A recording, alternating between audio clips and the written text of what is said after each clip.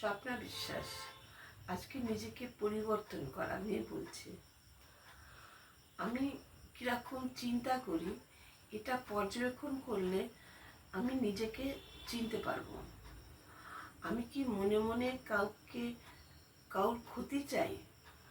আমি কি কাউকে হিংসা করি? এইসব চিন্তা যদি আমার মনে আসে তাহলে বুঝতে হবে আমি হীনমন্যতায় ভুগছি। আমি যাকে হিংসা করি আমি মনে মনে আলোচনা করে দেখব তার যোগ্যতা আছে কিনা। আমি দেখব, তখন বুঝতে পারবো তার সত্যিই যোগ্যতা আছে। তখন আমি তার প্রতি হিংসাটা চলে যাবে এবং তখন আমি নিজেকে বিভিন্ন ভালো কাজে ব্যস্ত রাখবো। তাহলে আমার মন তখন হিংসা থেকে মুক্ত হয়ে যাবে।